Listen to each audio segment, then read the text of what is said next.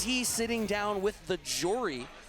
Yeah, I mean, IDOM coming off a big win with that $500 pop bonus, sending his way to his bank account right now. And then this one got a $1,000 pop bonus. I don't know if people knew. That's a lot of dollars to be had. Yeah, I mean, if IDOM takes both dubs, that's like multiple dinner's on him. Yeah. Yeah, we'll make sure to tell him that. Yeah, he'd be like, hey, remember that time you won CEO because you got pizza with us? You know the bunch bump? The bunch buff, yeah. Okay. Right. Good little perfect parry coming in there, gets the drive rush overhead. So this is a character we have had an opportunity to play quite a bit of between the 3 betas, is Jury. However, playing the character does not stop you from getting command grabbed. This is completely true. Sometimes the character matchup only matters so much. If you guess wrong every time, IDOM's going to be able to finish his plate and close this one out. Yes, into the hit grab, getting the 4th medal on the board, as well as the first round in this first game. Top 8, so it's still 3 out of 5.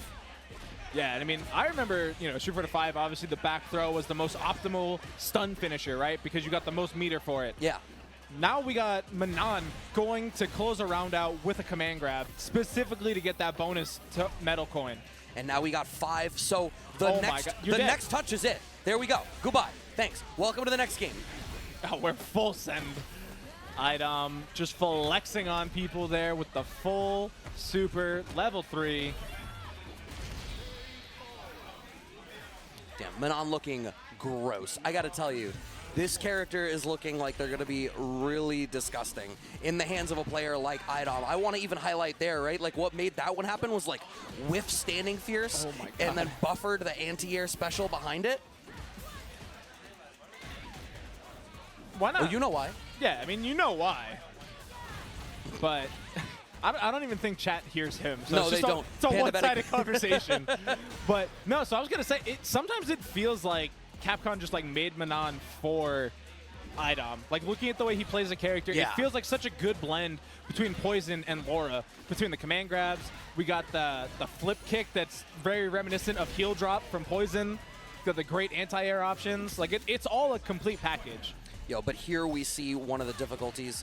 It was looking really difficult there for IDOM to try to navigate into the range that they wanted to get at. You want to be fishing with that standing fierce target combo, but Green Tea was really just using a lot of like standing medium kick, low medium kick, into the Feng Shui engine off of that low medium kick confirmed, right into the knockdown this time, so we want to maximize the amount of time we get off of Feng Shui. We're back to neutral, but we're trying to pressure them, getting all of these stores, and IDOM has to try to fish, and this is a similar problem to what Laura had, right? Where like, if you're fishing with like a punish heavy style, like a counter poke heavy style, and they just have good buttons like Jury has, then it's that much harder to do. And you can see the Green Tea is even bringing in, oh my god! That was potentially a good opportunity for Green Tea, but IDOM was ready for it with said punish. And now that you get that burnout advantage, it's a bit tough. Command grab kills? Nope. No, just barely not. At one more medal it would have, but that will kill on chip. I'm pretty sure that was basically guaranteed because we were in burnout. Green Tea would have had to commit the level 1 super to try to armor through the invincibility through that. It's not going to happen for them. Does get the knockdown, tries to follow it up with a cheeky low. Went for the overhead that time. Yo, you got to trust that IDOM's going to hit wake up buttons if that stuff doesn't feel straight. I mean, I feel like I've seen very little reason to not wake up with a crouch jab on most characters. That's because you're used to people not timing their meaties properly. Brad, I just watched an entire tournament. Yeah, well, it's a day 1 tournament. Give it time. That's fair. Oh, we wanted for a whiff punish. We're not going to get it. Low forward into Feng Shui. How far are we going to press the issue here for Green Tea, who's sitting really comfortable? But IDOM has CA available. Oh, God. What's it going to be? Accidentally corners themselves. Damn, the cheeky stuff from Green Tea to take the game. IDOM goes for a defensive throw tech, thinking that a back throw is going to come out, but Green Tea committed to the TK dive kick to blow up IDOM's tech attempt. That was pretty slick. And I mean, this is going to be a character that, if you played the betas, you've played against the Jury or two. The character was not DOA. Like, there's some practice to be had here, but IDOM may not be that comfortable on the Manon just yet, but that's a huge opportunity. Yeah, managing, gets the cross under to put Green Tea back into the corner. Green Tea finds that. Okay, standing short counter poke there from IDOM. Perfect parry. Oh, we didn't have as much there. I think I don't know if we were wanting to wait. Okay, DR forward into the grab. Trade works out there in IDOM's favor to get the round on the board. 4 medals going into round 2. It doesn't sound like a lot, chat. Like she starts with 1, which means you got hit with 3 command grabs. But we already saw what 5 metals can do. It's like a 25% command grab. It's crazy.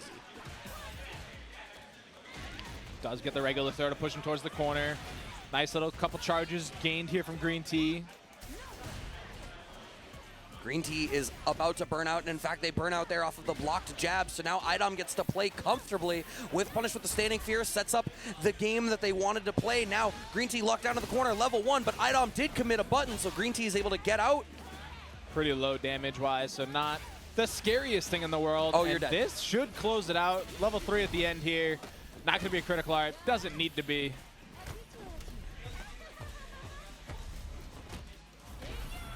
Why does why did like Manon gets her level 3 and it's like they all let her dance with them? It's like, you're telling me you're dazed for this whole time? Or is her dancing just that infectious? Like you're just in the groove? I kind of liken it to like a bit of a mind control type thing. Like every time Jigglypuff sings and everybody falls asleep. Oh, okay.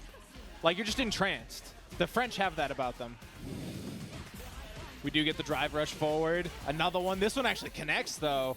Is that burnout? Not quite. No, but IDOM's definitely comfortable sticking out these pokes like that. That's exactly a spot where it's like, yeah, you know what? I'm totally on board with you blocking this. And Green Tea was in a spot where they had so little drive gauge that it's not even like they could parry pump to try to deal with it. They really just had to hold that or like neutral jump roundhouse. Now you're on the back foot. IDOM gets burnt out off of that counter hit, though, but IDOM still has a decent enough life lead. And if he finds a single standing fierce exactly like that, now you have to contend with it. Jump in. How's the pressure going to be? Waited that extra little bit, but Green Tea did the parry pump.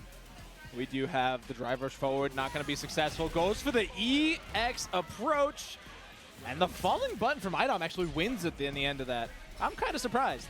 And that sets up set point now for IDOM, but Green Tea does find a DR after the crouching jab. I'm going to keep doing that all night. Nice little charge up there. Regular throw. Green Tea in a fantastic position right now. Yeah, this is great. Oh my god, that was almost a counter hit confirm. The trade works out in Green Tea's favor. 1 round apiece here. This is still set point for IDOM.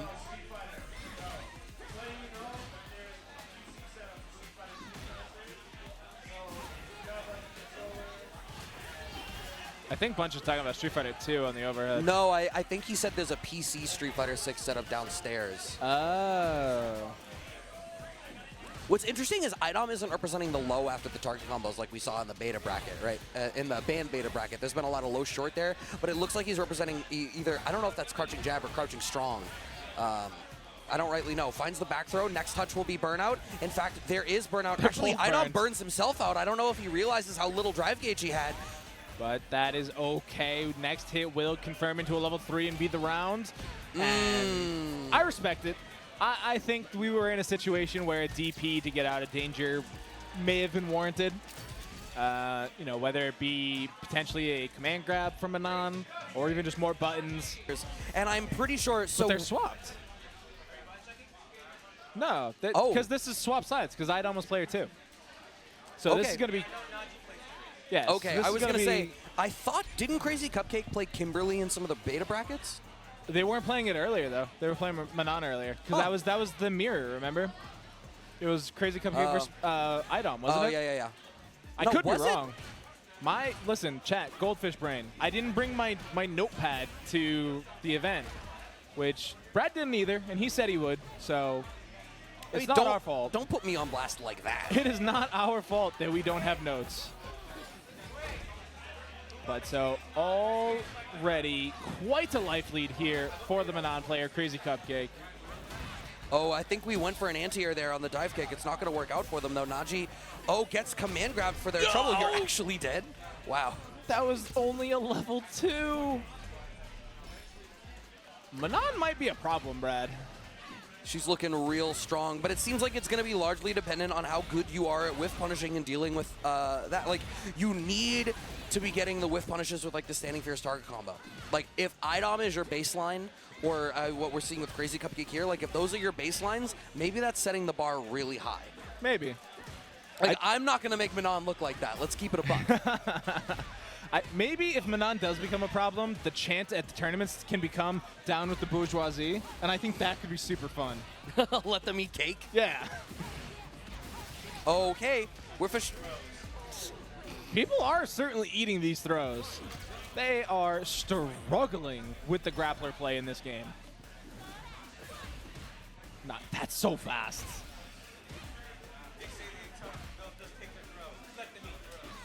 All right. Oh no, we were not in range to find the regular grab. There was NAJI, but NAJI's so comfortable just playing for their secondary win condition of getting these the stores in place. Crazy CUPCAKE with a very slight life lead. Oh, that jump in working out, but we don't have any combos. Yeah, I mean, you're talking about these stores, but unless you actually use them, what good are they? Like, keeping them in the bank to collect interest doesn't help anybody but the bank. We do get the forward throw, another charge. Right, sweep from Crazy CUPCAKE as they blow up NAJI for trying to press forward too far. No anti-airs coming out of Crazy CUPCAKE, letting NAJI just really run over them. Please find your anti-airs. Yeah, you have them. Use them, please. We got the level 3 coming out. Oh, that's so painful. I actually really like the level 3 here, and the dichotomy comes from the back throw is so funny to me. Because Jury back throw is like a little gremlin hoppling up and down on your back.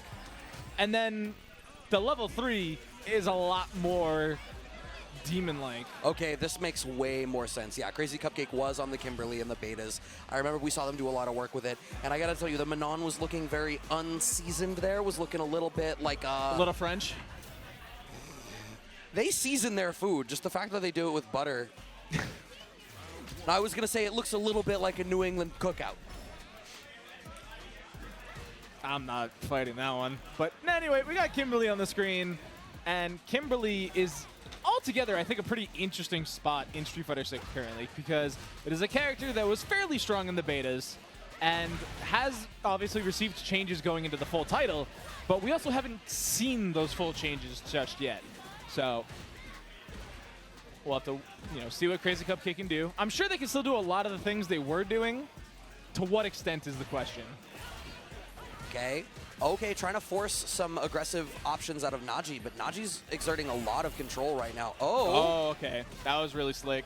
Back throw, but we put ourselves in burnout for it. No anti-airs here either. This is looking like a Crazy CUPCAKE problem rather than a character problem, perhaps. And I mean, Kimberly has a really easy DP. It's a quarter circle input. Well, so it lost a lot of the invuln that it had on OD version. Sure. I don't know. It might still be air invuln. I know it's not full invuln anymore. But, I mean, as an anti-air option, it's definitely there.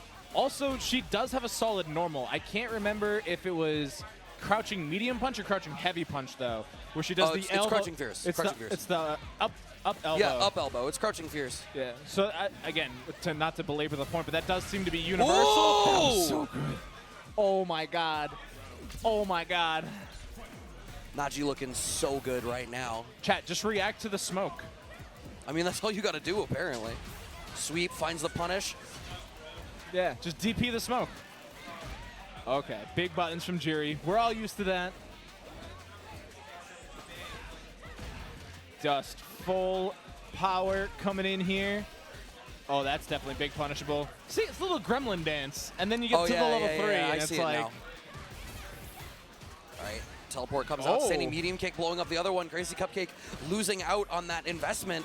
Yeah, I mean, I know at least in the betas, none of the teleports were really that invulnerable. Oh, that's a real shame. I don't know if they wanted to go right into stun. Oh, but they have a level 3 if they want to cash this out really far. Oh, wake up level 3 out of Crazy CUPCAKE. Yeah, that's not great for NAJI, especially this early in the rounds. It is going to give them, obviously, the Kimberly buff. So, increased move speed and damage. Sir Barky, yes, the non-beta character is going on right now. That is this top 8. No.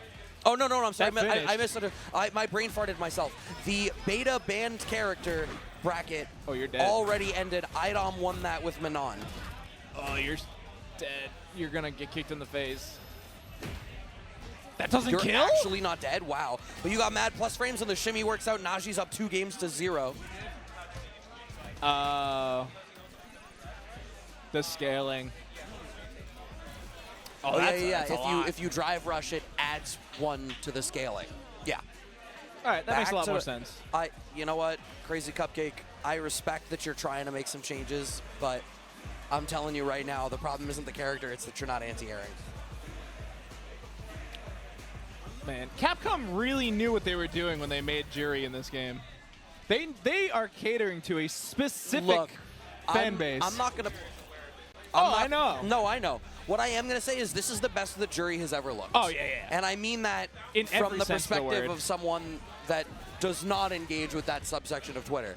Even if you're not on that subsection of Twitter. Are you telling me you're not a fan of goth girls? That's not what I said. I'm pretty sure that's what you said. Y'all can't hear me roll my eyes, but I am. Crazy CUPCAKE finds the grab. We're at meta level 2, but NAJI was really comfortable playing this neutral game when they played earlier. It is a bit of a life lead, and so we're going to see the comeback happen, but between the empowered fireballs and the air approach, NAJI gets away with a lot. And I mean, that does kind of circle back to your point of, please anti-air, my God. A back throw, NAJI ends up with this corner position once again. Crazy CUPCAKE has the lead, but please anti-air something. It's just a crouch heavy. Crouch heavy punch will get you all you need to get done. Oh God. Maybe that'll do it. You're still alive. Yeah, but next touch is burnout. Yeah, that was guaranteed. We're at set point. Was that Crazy CUPCAKE trying to DI out of the corner, I think? Yes. Okay. And then just got eaten alive by the reversal attempt. Yeah, I feel rude, but hey, man. Come on. It's not coaching if they don't listen. Isn't that heckling then? I can neither confirm nor deny. Dude, are we the old guys in the Muppets? They weren't wrong. If we're being fully honest, they were right a lot of the time. Even when they were Marley and Marley, they made a good point.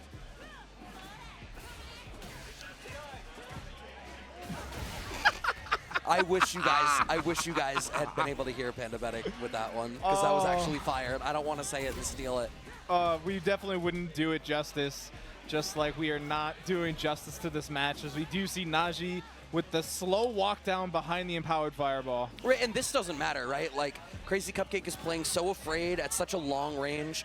NAJI can do whatever they want, keep everything stored. And Manon, a character with a secondary win condition who has to play with you in order to get it. It's not like, you know, like Lily or something where being full screen and be like, okay, cool, I'll get my stocks. Or even Honda to be like, yeah, I'll get the sun empowerment, you know, power up my next hand. It's like, no. Manon is stuck while she is out. Yeah. 20 seconds left on the clock, and NAJI is looking comfortable. Damn, you thought backing way the hell up, NAJI. That's rude as hell. Yeah. It's a little disrespectful. I paid $60 for 99 seconds in a round, and I'm damn sure going to use all of them. OD, dive kick, nothing really matters, just holding some up back. If you deserve whatever is about to happen to you. I thought we were... That was so rude. I thought we were going to get the first timeout, and then I also thought the clock stopped when NAJI got hit. That's insane. NAJI, you rude as hell. Speaking of BGs, we're heading in to the London district as we got Luke versus Cammy. And this is, you know, obviously the all-access bracket, which means we are allowed demo and beta characters. This will be the first Luke of the day versus not the first Cammy of the day. We got Hammy versus WETKUNAI. And of course, WETKUNAI is swapping over to Cammy from the more traditional Ibuki that we've come to know him by. But we'll see how that works out, because he doesn't have kunais to throw away. That's true, and like one could think that it might be Kimberly might be the more one-to-one connection, but I think she's a sort of different energy, right? She's a Bushin ninja. He did play Kimberly in the betas.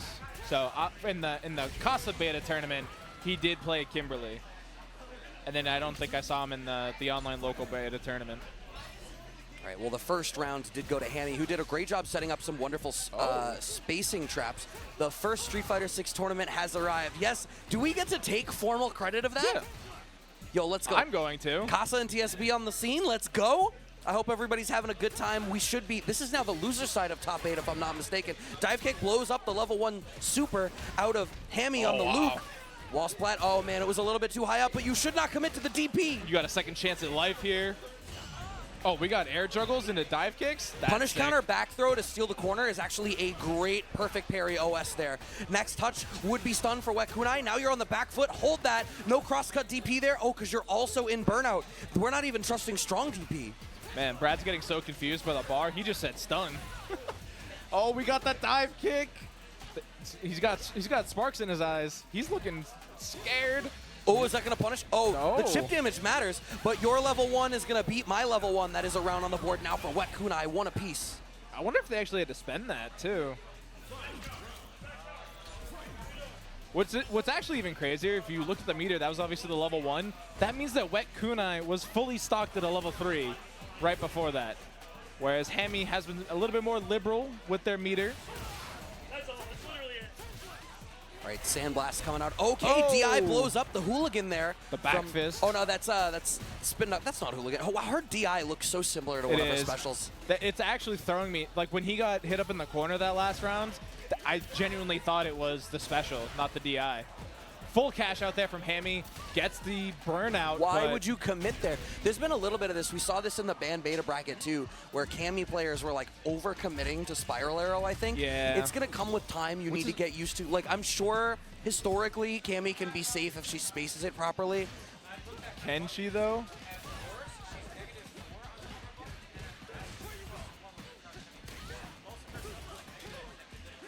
Right, so why are they doing Spiral Arrow? You need to confirm. I was going to say, 5 players definitely got blown up for on-block Spiral Arrow. Right, nice little sequence there. Yeah, next touch will do it here for HAMMY. Throw loops are real. You got to hold that. Nice tech out of WETKUNAI, but clipped by the low forward as HAMMY draws this first round now in game 2. So heading into another round. WETKUNAI struggling to approach a little bit, I would say. And the over-reliance on either dive kick or Spiral Arrow has been punished quite appropriately, I would say, by HAMMY. And another back throw. Ooh. That works out great there for HAMMY through the fireball. Oh, no. too far. You know what? This is, at a certain point, you got to spend money to make money, and HAMMY's making a lot of money right now. Not finding the anti-air there on that dive kick that came through, but this is such a strong round here for HAMMY. Gets the hit. And yeah, the exact same ending, just sticking that foot out there. Takes the second game on the board, and yeah, HAMMY's looking very strong on the Luke here. So we are back to character select. Is it going to switch over to the Kimberly? Oh. Yeah, as I say, this is a matchup that I think probably has changed the most since the open beta. Yeah, so we've seen people were cataloging some of the changes to the beta characters, and I guess Guile did see some nerfs. I know Soback Kick, the frame advantage is different. Even the booms are different. Yeah. And like Pandabetic was just saying, I don't know, I believe that y'all can't hear him, but you know, Luke is probably equipped to fight this one out. The Sandblast travels a little bit faster. And you see HAMMY's like so comfortably like, word, I'm going to play a fireball game then. Which is actually wild if you think about it. Luke having a better fireball game than Guile at the moment. Well, I think WETKUNAI is trying to set up Blade into Boom, and the thing is you can't afford to do that against somebody that can compete in the fireball game against you. Yeah, it's simply too slow. And I don't know if that was the attempt there, but yeah, the EX Sandblast just wins out. Oos. Drive rush into DP. Yeah, WETKUNAI doesn't have a lot of bar to play with, though. Jump in is going to connect for HAMMY, and HAMMY is on set point. Like we said, this is, I believe this is the losers finals, or losers eights. So someone's leaving this bracket. Yeah, it is not looking great here for WETKUNAI. And I meant to point this out during the banned beta bracket, but we actually have designed our overlay to showcase what controls players are using, and I haven't been paying attention. I imagine it's all been classic the whole way through tonight. Somebody in chat would have been like, ooh, modern. Yeah, that's fair. Overhead plus on block from DR. Oh no, we overcommitted to the fireball, so we get smoked out by the DI. But off of that target combo, WETKUNAI doesn't have the down charge to be able to finish that one out. I think you're too far away. Oh, even if you weren't too far away, god damn. Turns out Sand is quick. Does jump in, no punish that time. They're both kind of just trading situations right now. Oh, that's huge, actually. The fact that that ended with WETKUNAI in burnout is massive because it gave HAMMY the frame advantage. Nobody is anti-airing anything in like half of these games. No, and as we know, it's universal. Yeah, it goes for the chip kill, which is technically still in the game. You just got to be in burnout. Yeah, if you're in burnout. And Luke, I think these particularly like fireball characters can play. It's actually really good. I would think so, because that's what bringing, like, if you bring in Glassjaw, it's because you're trying to do some, like, OG Screamo stuff. Huh. speaking of screaming, there will be none during this match because we are going to get Masher Mike on DJ versus Eureka on Kimberly. Oh, damn. That's fine. Yeah. That's fine. We'll just have to entertain you. I mean, no, we can't because then I haven't played the game enough to know what the sound effects are yet. Yeah, but then we're stealing his gig, and he's not good at that. Listen, you're not getting me to impersonate DJ right now. You're not getting me. We're not doing that. All right, well, Eureka's on the back foot by a wide margin in terms of life here. Okay, OD run does manage to connect, but he's too high up on the wall splat, so the standing shorts don't connect. Masher Mike in the corner wakes up with buttons and gets the confirm into the standing short to close that first round out. Masher Mike is looking pretty strong. For a day one DJ, they are looking a little bit strong. Does get caught out there by the round start DI, though. But still got a nice little link from Kimberly. Does get the wall splat as well. Oh, Mike is not ready. Command grab down. Regular throw down. What do you got next? Oh, we wanted for throw loops, but Masher Mike just chooses to get out of the corner. Being able to deal with, if anybody finding an answer to deal with the situation after that sort of command jump from Kimberly is going to be a big deal. And you can see Masher Mike is sort of trying to pick, like, all right, I'll do counter hit, stand jab trade, force you to land on me, and then I'll get a better knockdown. Oh, we didn't actually full commit with the paint can at the end of that, so we do have a chance at life here for Masher Mike. Okay, burnout for Eureka, really on the back foot. Masher Mike can try to make this happen, but the slide is real. It's a real deal. It controls a lot of the screen, and in that spot, I mean, it's a good timing to do it. In the beta, it was negative in every sense of the word, though. So it's definitely right, but that's worse a spot where even if you get hit, right, like punish counter isn't going to burn you out anymore. Yeah. You're only taking so much damage. You're not going to die in one touch. And he's consistently walking forward, so you're low checking him with a fast advancing low move. Yeah. I'm not saying don't do it. I'm just saying it's negative every time. It was a unique context where I think it is a very justifiable choice to make. All right, EX machine gun blow into back sway to keep themselves safe. Using that command knee to keep stuff going. Perfect parry into the punish counter back throw. Once again, once you're near the corner, that's feeling like a really de facto solution. The knee stays on the same side. That was cross-up jump spacing. Command jump works out, stays same side. Masher Mike looking real pretty right now. DI on DI violence. And that's going to be the end of the round. Game one going over to Masher Mike. Yeah, his DJ was looking really solid in the beta bracket as well, or the banned beta bracket, I should say. So not necessarily too many USB devices connected. Too many cooks. I don't know what that's from. It's a very, it's like an Adult Swim reference.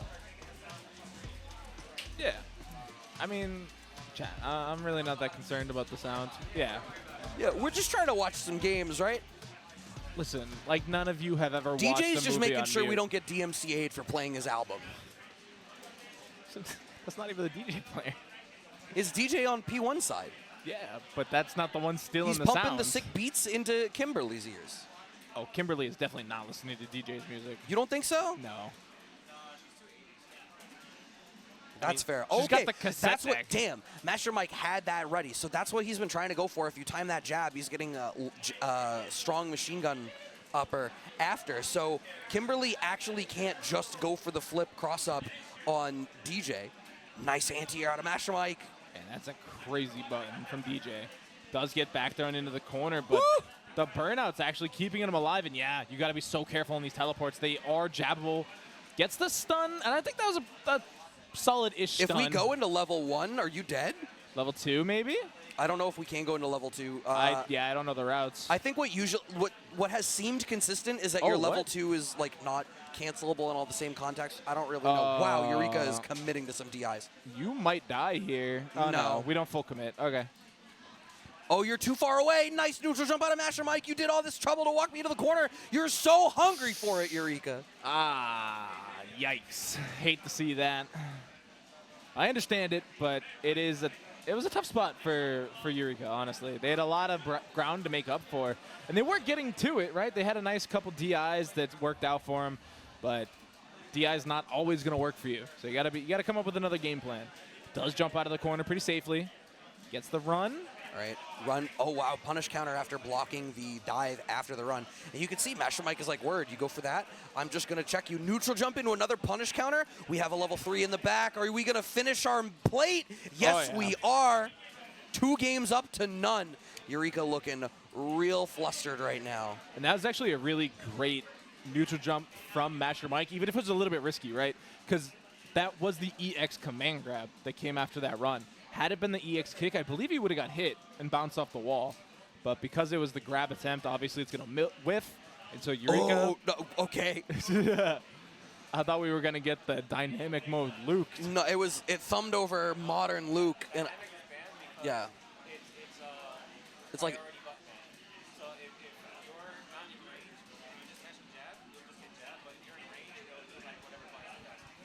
Ah. It's a little bit more involved than my impression of dynamic mode was. But regardless, it's not here today. We're back to Kimberly with the classic controls. Yeah. Eureka is just hard overcommitting to a lot of their stuff. Master Mike goes for the slide there and does get punish countered for it, but they've been trying to space out the slide for the most part. Damn, that was a punish counter even off of a DI. Yeah, no, Cosmic Modern is definitely allowed. Dynamic, maybe not so, I guess. All right, OD run into the kicks, but Eureka doesn't know the roots. Yeah. Which means Kimberly can still be scary, but if you're playing somebody that is a little bit more aware of what you're bringing to the table, although that was a pretty clean look, does get the anti-air that time. No follow-up to the run. This is a great spot to be in. No punish on the slide. Yeah, that was safe, and we finally found the Crouching Fierce anti-air there. Eureka needed to find some sort of an anti-air to be able to bring more control into the game. Keep Master Mike on the ground where you can try to bulldoze over him. Oh, both of them. A little bit too far away for the Standing Fierce. Empty jump forward, trying to just buy space. Master Mike hit the button, didn't quite believe in it, though. We're getting a lot of slides from both of them now. Blocks the overhead, respects the plus frames. OD uppercut from Master Mike, and now we go to try to play a slightly slower game, but Kimberly's never going to let you do that. Find an anti-air. Okay, it was the elbow drop. It's not really going to happen. Slide. Eureka does not give a damn. That damage is insane. It is nutty. And now it's a one-touch situation for Master Mike if they're able to commit the right option, find the right hit. They don't even need to use all the bar that they have. Going for the fireball feints. Yeah, because it's going to be tough to tell for a little bit. Like the feints will definitely buy you a lot of space right now. Went for the follow-ups off of EX machine gun upper. Now set point for Master Mike.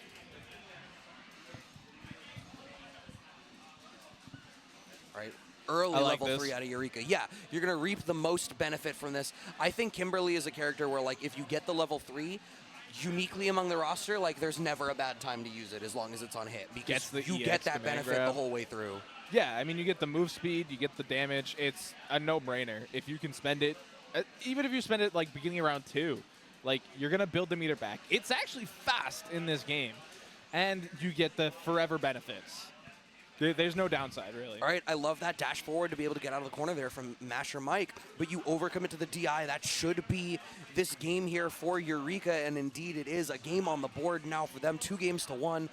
Going back to character select there, I mean, they didn't switch characters, but, you know, something must have clicked for them because it is definitely a different energy now in this game. Sometimes you need that breather, right? Like, we kept talking about how fast the load times were between games.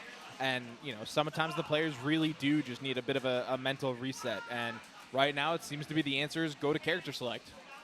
Well, also, I think Eureka's using DI a little bit more, catching out.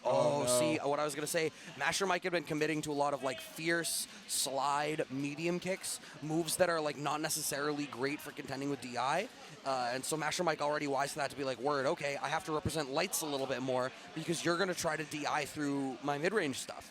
It's crazy. DJ has a double fireball for no meter, right? Like, we're in burnout, and I was like, all right, he's not going to be able to, you know, do too much. And then I see him throw double fireball, and I'm like, oh, man.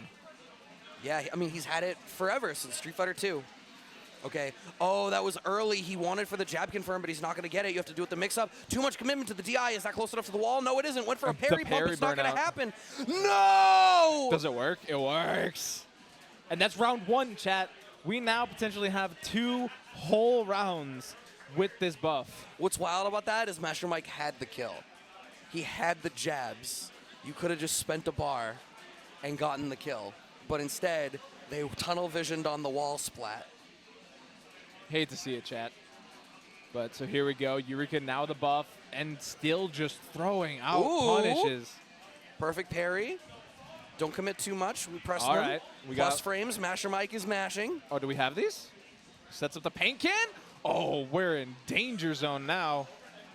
It's the mix up. Oh, we parried the reversal attempt. MasherMike getting exposed right now. Eureka has woken up. Empty jump low.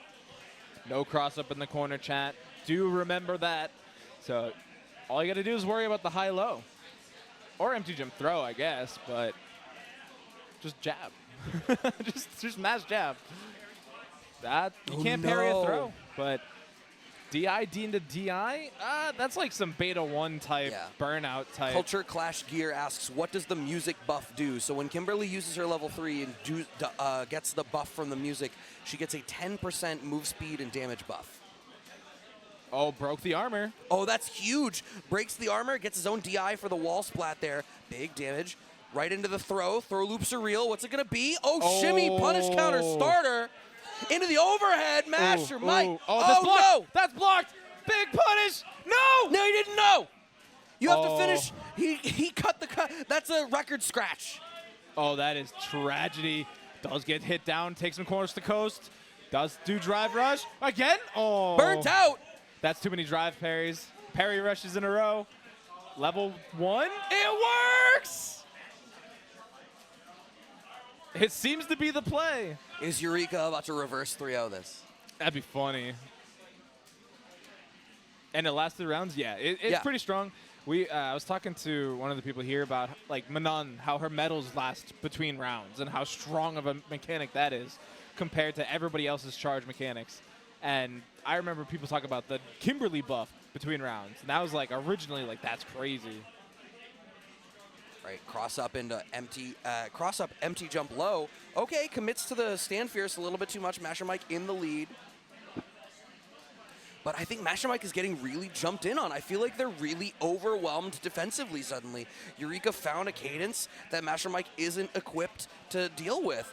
Into the level 3. Now this is great. You're not going to get the kill here, I don't believe, because there's like too much scaling, but it's a one-touch situation for you, and if you lose this round, you're still in a better position on the next round. It is doable here. Wall splat, that's going to do it. Yeah. Eureka with the reverse 3-0. They have done it.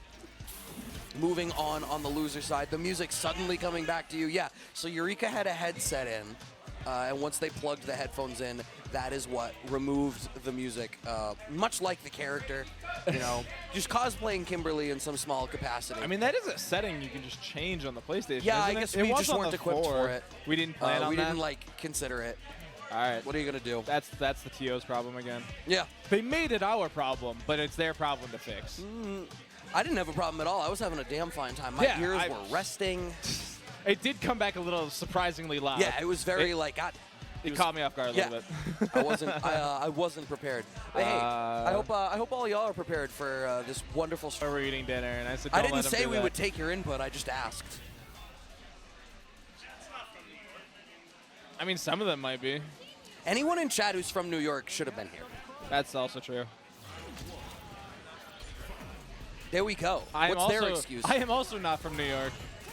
All right, so we got a full-blown beta match. We got Kimberly versus Luke.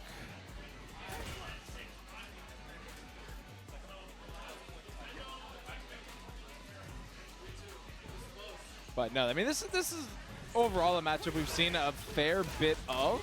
I do think that Luke will have a little bit more optimization due to the demo. Yeah, so what I was going to say is from the beta build, I feel like Luke was a lesser represented character. But yeah, with the strength of the fact that he's had, you know, 2 or 3 weeks more development time for the 1.0 version than the rest of the roster. Really matters. Crazy Cupcake finds the throw after putting themselves on burnout. We saw a fair bit of that in their previous match as well. Yeah, I mean, I don't think we've really seen too much of a cross away from the spend the meter if you got it, right? Where it's like the game was kind of announced during like the open beta and stuff like that. And people are like, yeah, we're just gonna spend meter, right? Like there's no reason to be afraid of burnout. And it seems to be pretty much the message today.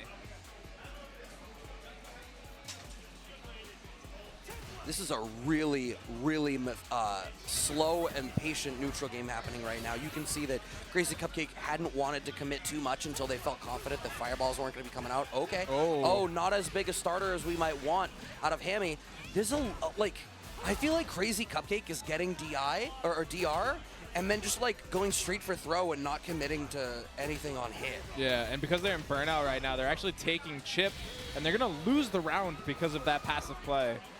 They were going to lose it anyway based on time because they were tanking so many of those sandblasts, and then Hammy went and committed the level 3, which I think is a bit of an overcommitment, but it guaranteed them the round. Yeah, I mean, level 1 might have been the play, but then you feel bad if it doesn't end up being enough to kill and you end up eating some damage.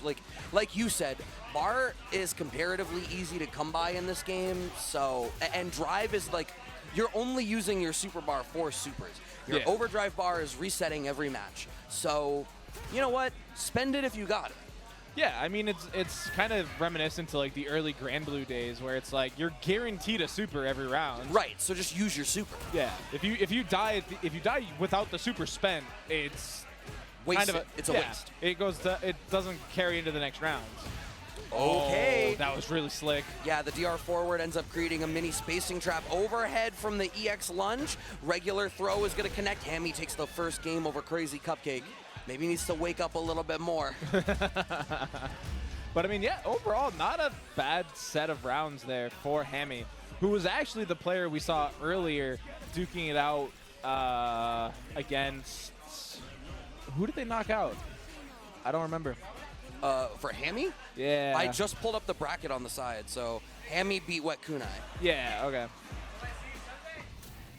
So Crazy CUPCAKE switching over to the Manon. We saw this in their last match as well, I think, was they were sort of alternating between Manon and Kimberly. But I got to tell you, I don't know that either one was really inspiring all that much confidence in me. Once again, slow, and you can see Hammy just content, like, all right, you're not hitting buttons, so I don't have to throw a fireball, so I'm going to slowly walk you down. If Crazy CUPCAKE finds the whiff punishes with those standing fierces that we had seen being represented from, like, IDOM in the previous two brackets, then that'll be really problematic. But Hammy is instead keeping it really methodical. I mean, one of the rounds in the last game went down to, like, the 2-second mark, so... Yeah. It is kind of wild how safe the Luke players have been in this bracket, right? Like, we're kind of used to, like, Street Fighter V Luke that's very oppressive and very forward-moving, and the couple Lukes we've seen today are very fireball-focused. Yeah.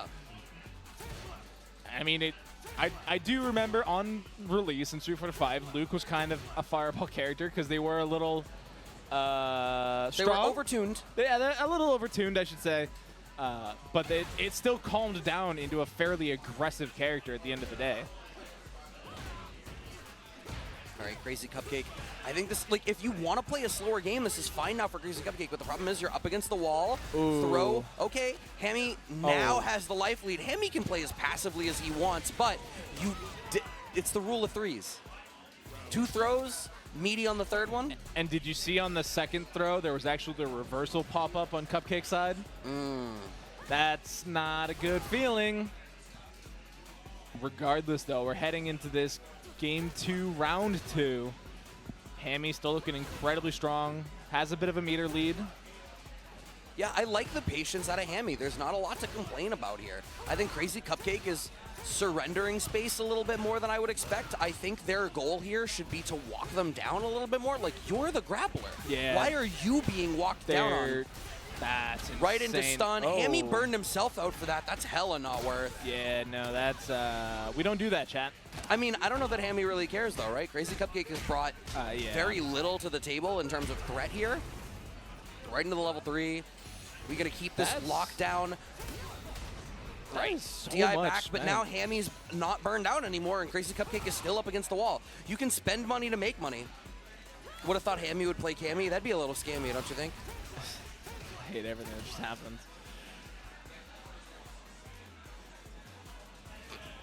Actually, yeah, Cammy did not make a top 8 in the All Access bracket. That is true.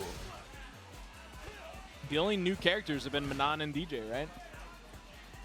What did Kunai play Cammy? I thought... No, we just watched Kunai play. It was, Oh, yeah. Was it Cammy? I thought it was Kimberly. Yeah, no, you're right. It was, you're right. All right, I lied, chat. We did have a Cammy in top 8. Did I mention we spent 5 hours in the car before commentating? And this is our second top 8. 15 seconds, less than 15 seconds, like, Jesus. Hammy's able to play this so methodically, and like, what Crazy, like, literally, all I want from Crazy CUPCAKE, please, walk forward and do something. I guess the difficulty is, like, Luke's Fireball travels so fast that the notion of walk and block is pretty difficult, but I still need to see it from you, like, represent it. Because otherwise, you're just surrendering space, cornering yourself, and getting nothing for it. Absolutely nothing. Like, it does not seem the way to play the matchup. It doesn't seem the way to play Manon, honestly. Also true. Right? Like, this is a character that we've talked about. You're a whiff punish. You're a fishy whiff punish counter poker grappler striker hybrid, and you're gonna play backing up from a zoner. Even in the most basic of context in terms of Manon, you gotta get medals. Yeah. The only way to get medals is to command throw your opponent. And as the famous say, you're approaching me, and I cannot command throw you from over here. All right. How's Hammy going to choose to play for? Oh, yeah, you can just use fireballs to punish them. So Crazy CUPCAKE has to commit to parrying as much as they can. Damn, that's Can't parry disrespectful. anymore. Cannot parry anymore. I think they were trying to, honestly. Yeah, just playing for chip. EX Sandblast. We're on set point now for Hammy.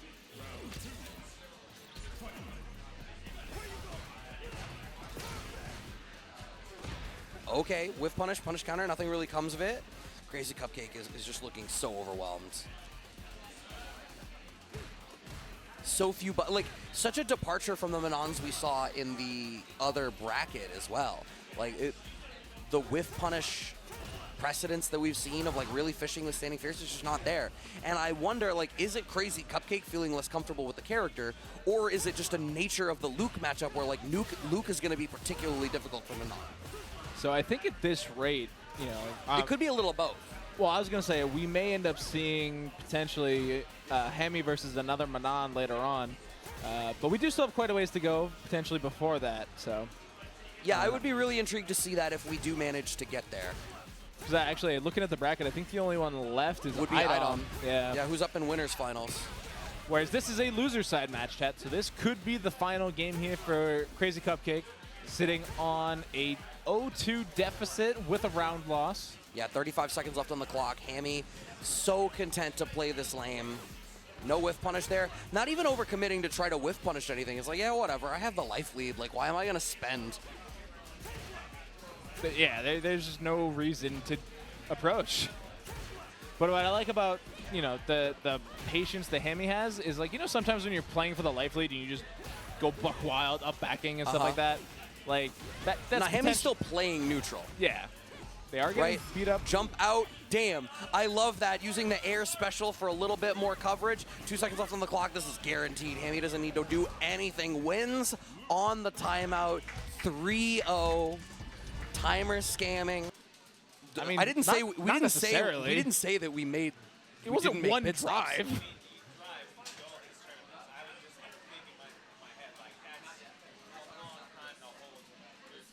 It is only as long as you choose. That's the beauty of a car is you can just stop, you know. Yeah, you are in control of it. You're the master of your own destiny. You don't have to just drive until you're there. Losers quarters here. Green Tea versus Eureka. Green Tea looking firmly in the driver's seat.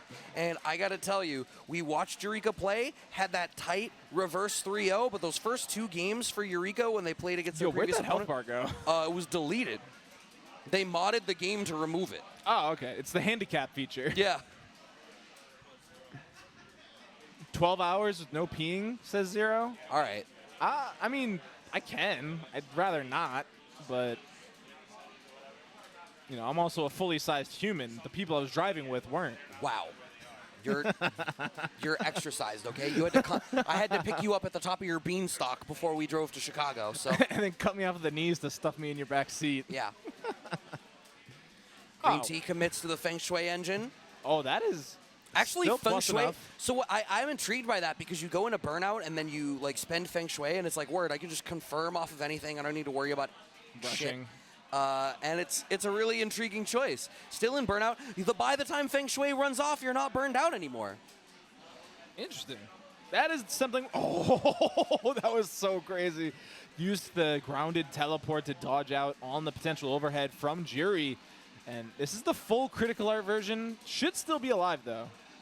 Yeah, but Green Tea is put back into burnout as a result of it, so we have to keep it real honest here. Yeah, Eureka having theirs now is huge, but you overcommit to the DI. That was a problem they had in their last game, too. They think a little bit too linearly around DI. Jury's definitely the type of girl to take a picture of somebody's feet and post them online. Oh, absolutely. Absolutely. Anyway, one game up here for Green Tea.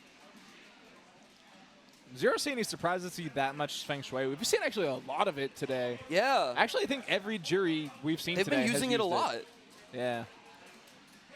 Which, it is an interesting one, right? Because I think it's, again, combo of like it being a fairly solid cover for being burnt out, while also just meter's so easy to come by. Well, and I think what a lot of characters with level 2 installs, I've been seeing them do, like Jamie does a similar thing with Drink, where you can commit to certain block strings and then commit into your level 2 for the install and then like force a mix-up scramble situation after.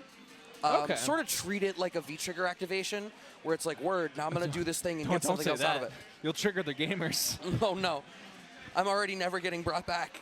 V-trigger in my Street Fighter 6? Street Fighter 5 is dead. Long live Street Fighter 6. Yeah. Oh, neutral jumps here, going so hard for Green Tea to blow up Eureka. Okay. Nice little parry pump. Didn't come out to anything. Does get a nice sequence going for themselves. Oh. Immediately traded back. Unfortunately, just a forward throw. Damn. Elbow drop lands on the fireball. And no, you're not. Eureka is, like, the way that Green Tea is able to apply neutral jump roundhouse is giving Eureka so many problems. I think Eureka might need to, like, go for OD teleport on reaction to seeing a jump. No, but even then, the roundhouse is covering every side. Yeah. Does end it with the slow overhead, but having a nice, fully rounded air normal, we've seen quite often work out for you if you have it. And, you know, this is a game that doesn't have cross up in the corner, but you can still get crossed up mid-screen. All right, DI out of Eureka, but Eureka's spending so many resources early, like, just to get in. It's so intriguing. Green Tea has to spend a fair bit of their own, though, and off of that parry, Eureka gets a lot back, but neutral jump roundhouse punish again. It's just such a no-brainer because it covers both sides. That said, a perfect parry, back throw, it's probably the best option. That is huge. Green Tea not wanting to end up in burnout like that, obviously, but getting out of the corner, absolutely massive DI. That's going to be the stun. I don't think that's a great stun, though. It's great for Green Tea because they're not going to die here. Gives them a full set of meter. They do have to worry about the paint can mix-up, but it's a non-factor. Good block on the overhead. They managed to anti-air it. Parry, plus frames behind the fireball, just going right back into jab confirms. Eureka went to hit a button, maybe expecting walk-in grab. I also expected walk-in grab. Parry had me thinking of grab. With punish right into Feng Shui. How far are we going to be able to press this? All right, we're not committing too much. Does follow up with the drive rush as well. No anti-airs? Oh, I think that anti-air, that timing was for elbow drop. Yeah. Does get the anti-air for Eureka, but really doesn't have any follow-up afterwards. Even though it's a nice little annoyance to Green Tea, they're not in danger. Oh, keeps it meaty this time instead of making you worry about the throw. Back throw from Eureka beats the overhead. All right, that ain't real. DI on DI violence. That's going to do it for Green Tea. Eureka is going to be out of the bracket at 5th. And Green Tea, the music coming back to you. Sorry, Kimberly had to unsync her headphones. So anyway, IDOM on you're the in the comfort of your own yard just because you don't have a fence. So IDOM versus NAJI, Manon versus Jury. Going to have to see how IDOM approaches this matchup. And like we talked about, there is a matchup that I'm curious to see. And it is the possibility of IDOM versus HAMMY. I want to see IDOM bring a different energy to that Luke matchup, but we have to get there first. Who named this clip? That's what I was laughing about. Okay. All right, NAJI having that control now. Oh my god, that wall splat is huge because it just barely didn't stun him. Now getting the immediate stun. We actually saw that happen last time NAJI was on stream too. Oh, an unfortunate drop from NAJI, and then the counter poke stand fierce target combo works out for IDOM to salvage the round for himself. Yeah, NAJI definitely been struggling with those insta-stuns, I should say. Unless it's intentional, in which case, I don't know why they're doing it. I mean, maybe they're just doing it because it's what you do, right? It's a guaranteed burnout for a second, right? Yeah, I actually just saw IDOM shake his head. I wonder if he's like trying to DI in response to it and just like not getting it. Oh, gets caught reaching. Perfect KO for NAJI.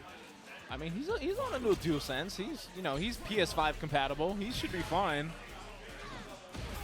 All right, nice whiff punish here for IDOM. Right into the hit grab, get a medal on the board. Big swinging. Does get punished for it. We got some Feng Shui going on. Nice tech. Okay. Oh my god. It's so fast. I feel like it's faster than heel drop on Poison. I think you're right. And it feels a little bit more versatile because it doesn't seem as negative either. Oh no! I definitely thought IDOM hit the DI button, but they are big punished for not going for it. That is not gonna work. Oh, that is a big L for IDOM here. He is gonna end up losing the round because of it as well. Just kidding? I mean, he still might lose, but... And there he is, shaking his head again. The DI in the corner definitely giving IDOM some pause.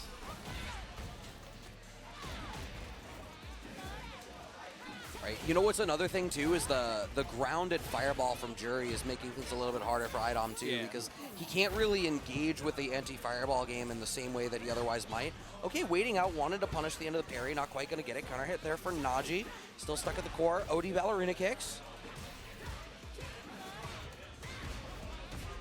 Nice standing short counter poke. Gets a punish counter, not much for it. Still locked down in the corner though. Standing medium kick from Jury, still one of the best buttons in the game. So good.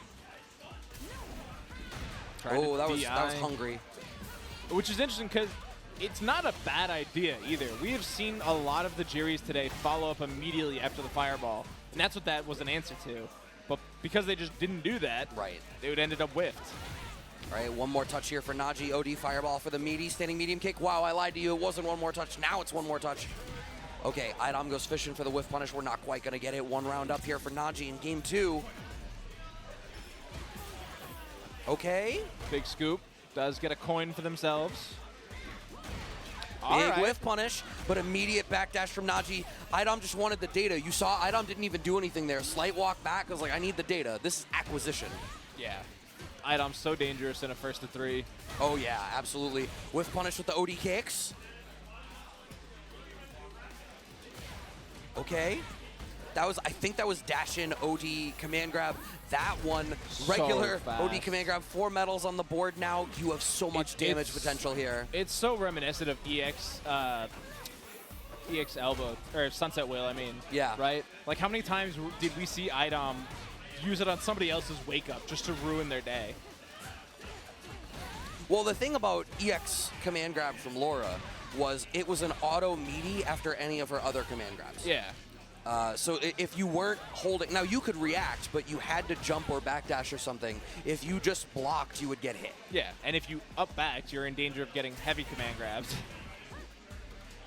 It's a scary spot playing against a grappler. No, absolutely. Burnout? IDOM in burnout, but that level 3, I think it's gonna hurt. I think you're No, alive. if you were in CA, this would be dead, but I think it was off of not a great starter either. And yeah. Ooh, what a spacing trap. The timing there with the block pressure. And here it is again, same situation, on block normal, into a drive parry, or drive rush, and then into the command grab. It all happened so fast.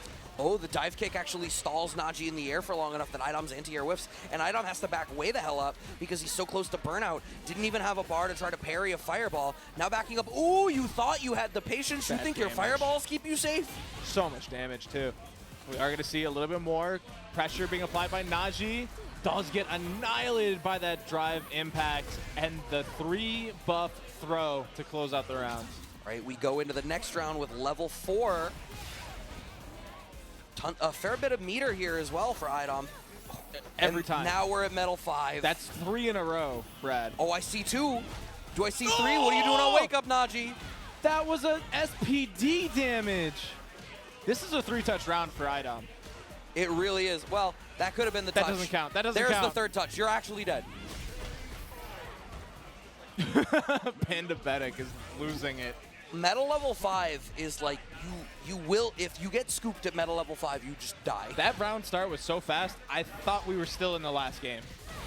I thought we were just going to the next round. And now IDOM is repping the low short after the vortexes there. Yep, we're seeing it again. NAJI's defensive tendencies are getting completely exposed. There hasn't even been a command grab this round. IDOM doesn't even care. I mean, that sequence there was a lot of damage as well. The juggle into the plie, that hurts. All right, set point for IDOM, looking to get into the winner's side of Grands. Trying to do the run back. He's trying to make sure that his rent is covered today. And you know what? For one day of work to cover your entire rent, that's not a bad deal. Does get pushed back into the corner. NAJI's trying to fight their way out of it. Gets the counter hit. That's such a far chase from Jiri. Yeah, her dash is really good. That all links together really cleanly. Taking control in the corner. And you might die. No, yeah. Yeah. You had one follow-up there. Another round on the board here for NAJI. The ground bounce, very beneficial there. Okay, went for the sweep. It's not going to happen. We're safe there. I think I just checked. I think that's only -3 on block. Another Anti-air a little counter bit hit. late.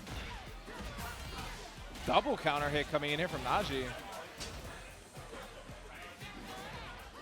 Oh, not finding the pinwheel as an anti-air in that spacing either. Right into the command grab. That's a big equalizer here for IDOM. 3 medals on the board. That is going to take so long for people to get used to. Because not only is this like the first introduction of grapplers to 6, but you're so used to on-block drive rushes resulting in another button.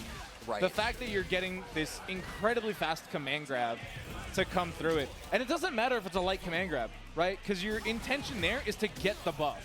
Like, you're not necessarily doing that for a round ender. You're doing it because, hey, my next one is going to do You're making even a more macro damage. choice. Yeah. And even there, hard knockdown, round start, another buff. Oh no, committed to the Fierce. The DI is going to beat that one out. NAJI needed that, gets a little bit of a store, wants to set up the Fireball game. But the Fireball game has had some different difficulties here because IDOM has done a really good job of sniffing out the spacing for certain things. Okay, hit grab for tier 3. Stays alive. It feels like IDOM is comfortable, like at tier 3, he starts to cycle in the command grab a little bit more. A little bit more, yeah. Does get clipped up there. Hard counter, punish counter. Oh, that's so scary. Talk about fast. Jiri will cross the entire screen to hit you in a second. All right. NAJI on set point now, wants to go to the winner's side of Grands themselves, send IDOM down to losers. Which that would be quite a nice showing from NAJI. Imagine being the world champ of Street Fighter 6, if only for a minute. The transitive property of Street Fighter. Exactly. IDOM was a CPT champion. Therefore, I'm a CPT champion. Right? Oh, that's a misinput. No, IDOM doesn't find a punish. I feel like I watched both of them reel back. Air to air, NAJI still sitting really comfortable right now. IDOM puts himself in burnout. Oh no, and this makes it an impossible approach. That beats the overhead kick there and gets this huge jump in. No. Didn't link it. We do have a critical art. Into another jump in into the level 1. Wow, we're going to a final round. IDOM with the presence of mind to use the level 1, not the critical art, keeps them well stocked for this final round here. Because even NAJI, with that whiff of a level 3, was basically meterless in this round.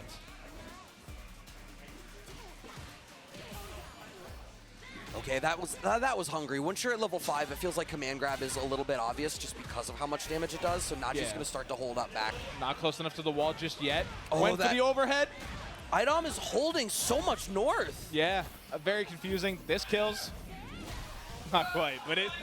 You believed me for a second there, Chad. Absolutely not, but I was like, anything after it does. IDOM still has level 3. NAJI needs to be careful. The air-to-air chase down, so strong. That's unfortunate. That's not enough. Oh, but you can play for chip now. Jump in. Oh! NAJI went for the level 1, hoping it would anti-air or force some sort of interaction, but IDOM lands on the other side, those lanky ballerina limbs, and stays on the winner's side for grand finals. NAJI drops down, waiting on the winner of our losers semifinal match. So people got to develop the character a little bit more, but then obviously you go back to closed beta and the mechanics are a little bit different, so, you know, what have you. Having that extra bit of time to cook might have been one of the things that makes a real difference for Luke here. So here we go. Losers semifinals. Yeah, that's how brackets work. Hammy versus Green Tea, Luke versus Jury. I love how you said that as a question. This is actually a matchup we're very familiar with. Oh yeah, you know what? Even in the last game, this is a matchup that we could have seen on stream last week at our Street Fighter V bracket.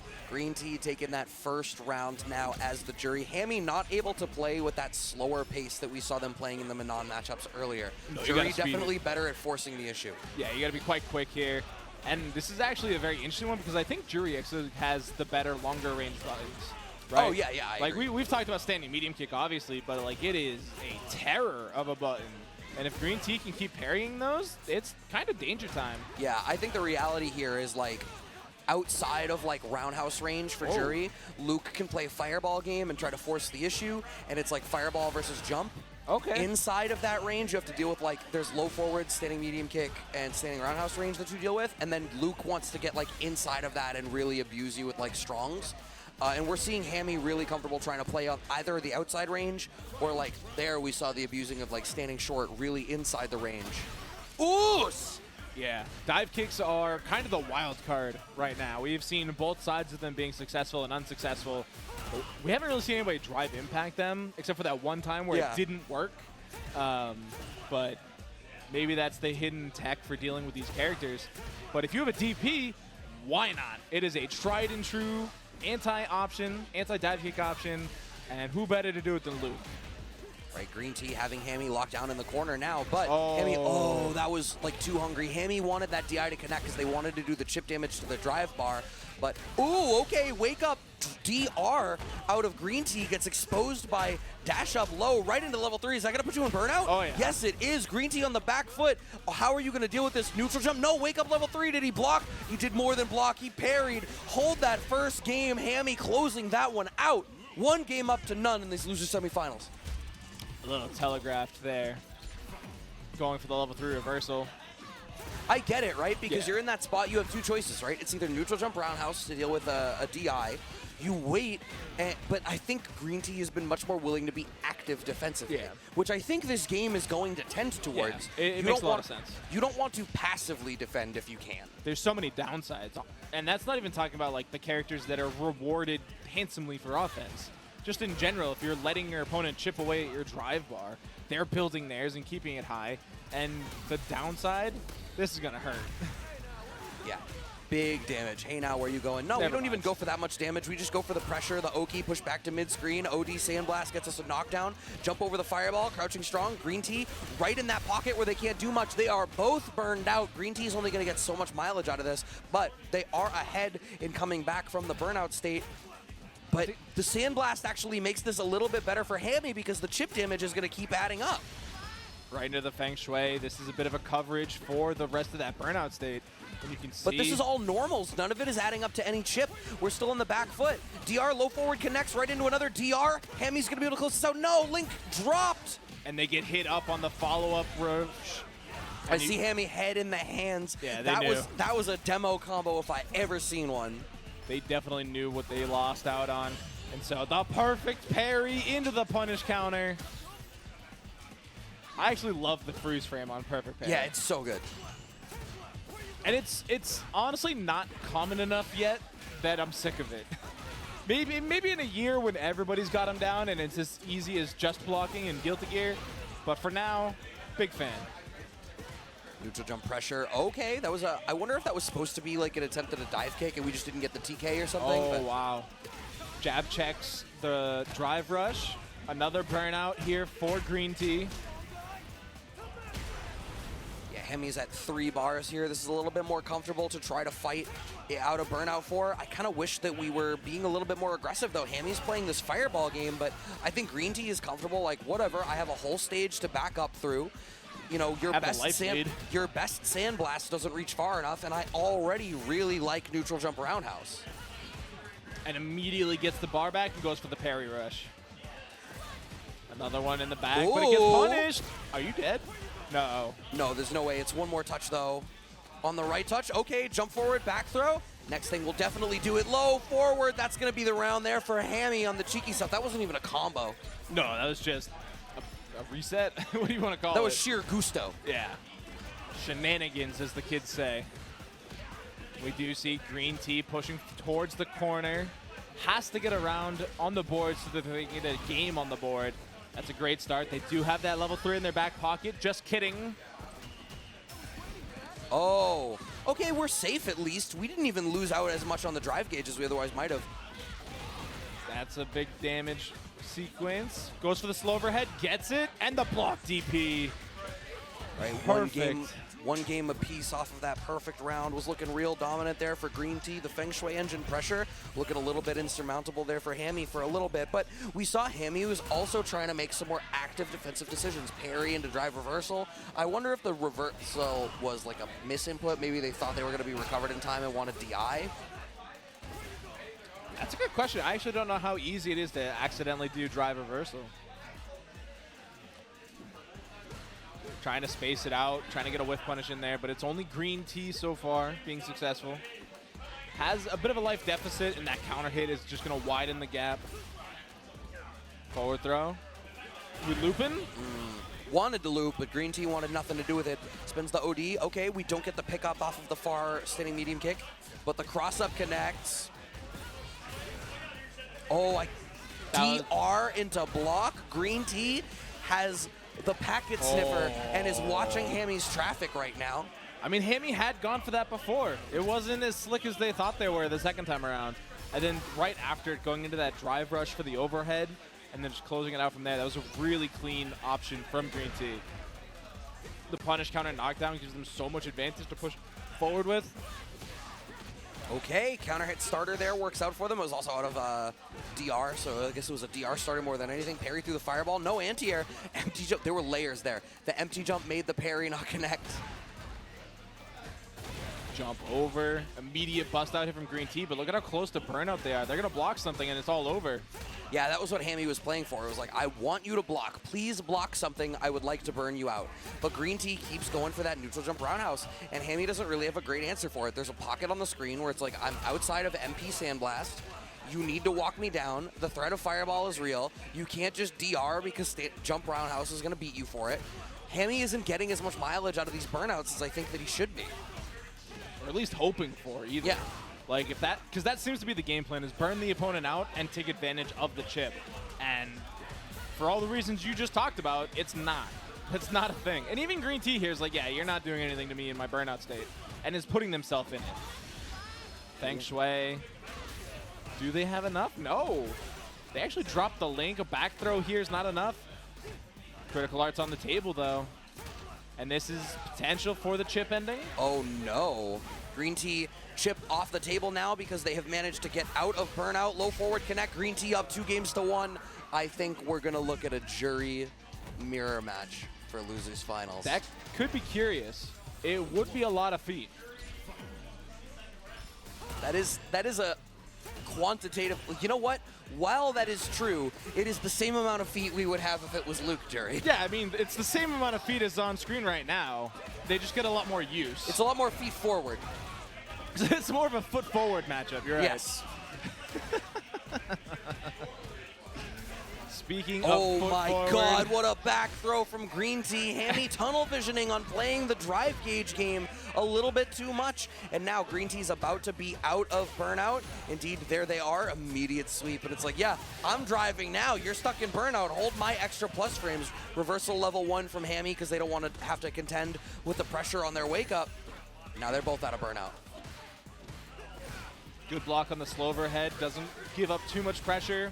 The burnout state applied, and it just, actually this one might matter. So Hammy not gonna lose out the first round here in game 4, and it is looking like a bit of a scary proposition. They've spent a lot of time trying different things to get to that burnout state of the opponent, and they finally went around it. They don't need it. Yeah. Oh, that was kind of scary. Yeah, jab checks, slow overhead, working as like a weird poke in some of those spots as well. Yeah, you see the DR, it's just an OD reversal. We're seeing a lot of that. It's pretty guaranteed. It's only been punished once. If we're Well, thinking because about it. if you DR and block, but like that's such a commitment for nothing. you're gonna spend an OD bar to not do anything with it. That's like buying a video game to block. Another grab on the DI though. Green Tea definitely getting the read quite often here. Yeah, Green Tea really doesn't look like they're all that worried about playing inside a burnout. I mean, because they always seem to have the life lead first. That's right? Like, true. I think that's a huge thing of it, is it's like they get the life lead, then they go to burnout. So they're like, all right, the chip damage is not equaling the life. Right. This is what's going to equal the life. If they don't drop the combo this time, because we've seen that a couple of times right into level 3, this will be a big equalizer. What's also great here, all of this time, their drive gauge is coming back. So that's a clean 50% drive gauge there for them. Green Tea, okay, one more touch. Just throw another fireball. That would have been it. Oh, but you're dead for it instead. Yeah, that's not a good look. It's not over yet. It is heading to a round 3. So crunchy.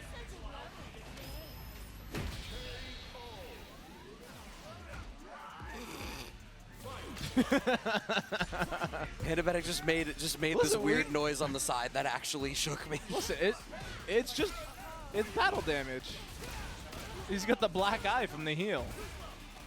That's a really nice drive rush forward for the throw.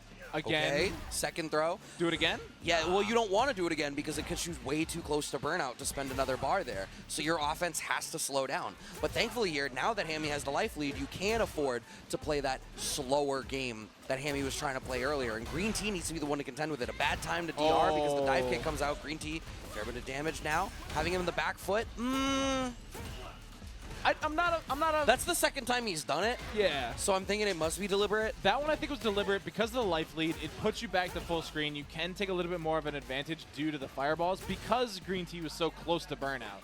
So it forces them to use more of that meter as a drive rush to get in. The perfect parries do even it up a little bit, though. This is huge, but Green Tea in a tough spot. No! Oh, no, that's huge. You're dead. Game 5. Hammy brings it to game 5 off of a nice DR confirm. Puts himself in burnout, but that doesn't matter if they're dead. Exactly. So, game 5 start. We do have Jury versus Luke still on your screen. Hammy, who's been looking quite dominant for most of the night, definitely seems to have struggled in this matchup a bit. All right, playing much more zoning heavy this time. We've seen a little bit slower play from them so far, but I think maybe feeling themselves a little bit, trying to bring out the fireball game a little more. Exposed a little bit for it, though, as they are on the back foot here. Neutral jump roundhouse coming out from Green Tea once again, and now having him locked down in the corner. Oh, what a good whiff punish from Green Tea. I'm just realizing how good for shimmying the loss of, what's the mechanic? The blocking mechanic. Oh, auto guard. Yeah. Or proximity guard. Proximity guard. Yeah. So much better for shimmying because you're no longer locked into a block on a wake-up jab. Right. There it is. Yeah. Definitely a good point there to go for the EX reversal. Obviously, it's not going to get punished. There's Green Tea showing a little bit of the same. Yeah, I mean, even these trades are okay for Hammy. I think Hammy's completely comfortable with trading in some of these spots. Yeah, you're on the back foot. Hold this. Oh, you think you can jump out of the corner? You're going to try to jump again, aren't you? Oh, you didn't? Word. 3 Hold bars. this. You should be able to get the kill here. Might not even need the meter, actually. Yeah, you didn't, and that's huge. Save the 3 bars to go into the final game, final round, to determine who moves on to the losers finals. Immediate Feng Shui engine out of Green Tea here. Tries to get as much damage as humanly possible. Follows it up. The sneaky parry pump there from Hammy didn't work out, but wasn't punished for it either. Oh, no anti-air on that jump in. I think, were we worried about dive kick maybe? Or maybe we were just a little bit asleep at the wheel. We were worried about like some drive gauge stuff given that we were at the corner. Backdash, making some active decisions there is Hammy. Even choosing to wait and like delay his fireballs a little bit, recognizing that Green Tea is really tending towards like neutral jump roundhouse as the de facto choice. Nice little air-to-air, but a forward throw again working out here for Green Tea. Has, again, quite a life lead and is now in burnout state, but still gets the hit. 2 bars a meter on deck. Oh, that should do it. Yeah. Yes, indeed it will. Green Tea sends Hammy home at 4th and has secured a losers finals match that is a jury mirror match. So I hope Zero's still in the chat. I know he's a big fan of this. Jury mirror. I don't actually know the color difference between these costumes. So, all right, one's blue. All right, wait, that's sick. All right.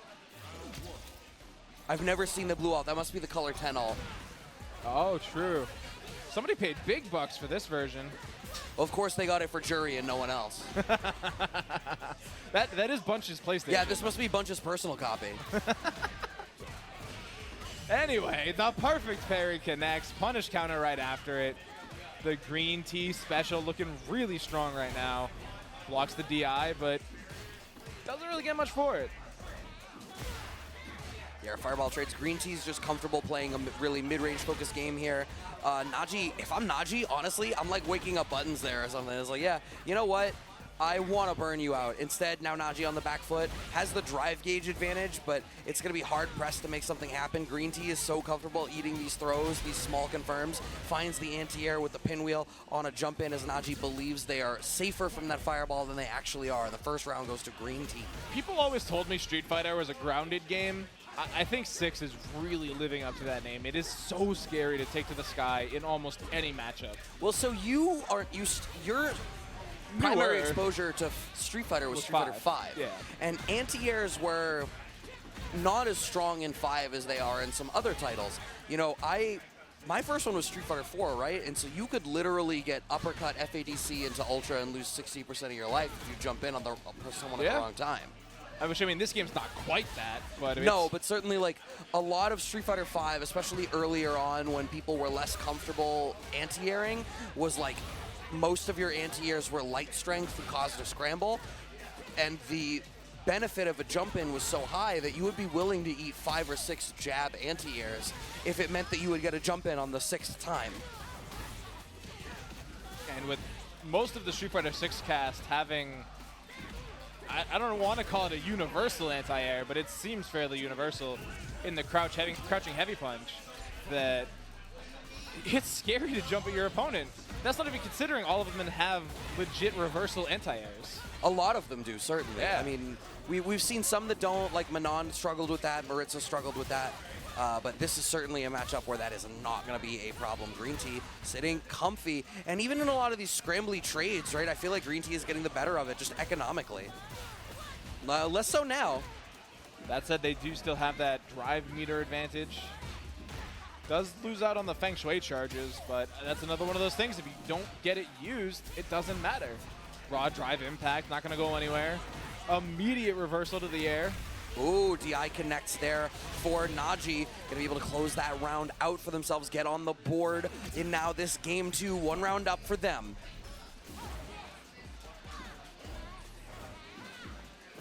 So much meter spent already on the side of NAJI. Yeah, wanted to get in behind that OD Fuha, but, you know, Green Tea is just so willing to back off and wait and get in on their own accord. Yeah, I mean, we talked about how awkward it is to defend against that fireball. Sometimes it's awkward to use.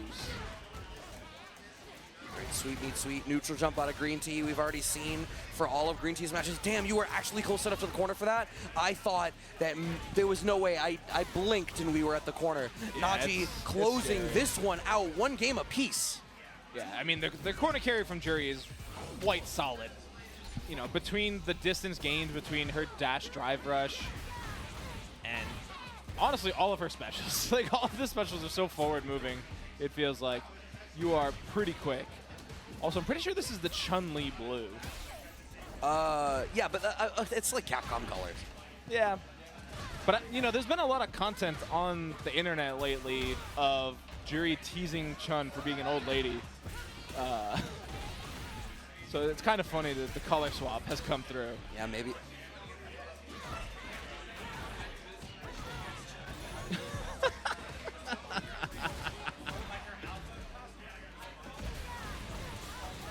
Capcom, it could be sitting on a bit of a money pit right there. shit. I'm going to remind the both of you that no one can hear Pandabetic. So that Pandabetic whole idea is just saying, Capcom, give Jury Chun-Li's alpha costume. And any Jury fans in the chat probably agree. It's already being it's on the internet right somewhere. Now. NAJI into the level 3 to close that one out. Is that a perfect? I believe so. Oh, it's so crunchy. As a medical professional, your spine is not supposed to make that sound. That's just the bit crushing. What? Did you not see, like, when she stomps, this like a glitchy graphic effect? Oh, no. It's bit crushing.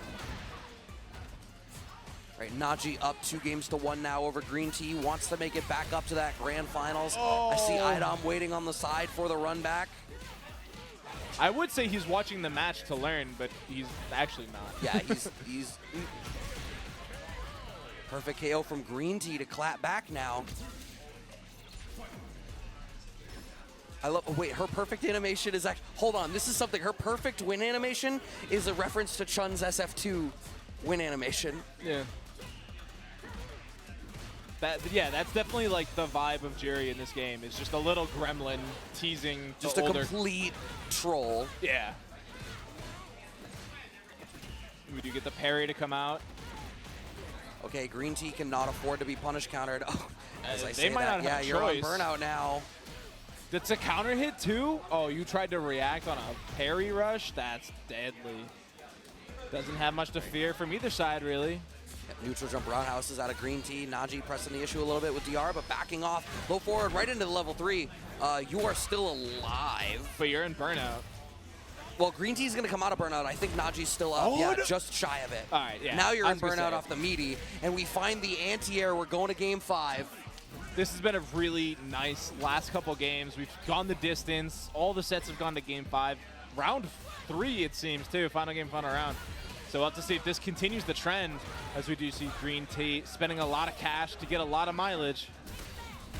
Oh, we just barely didn't have the time to DI back.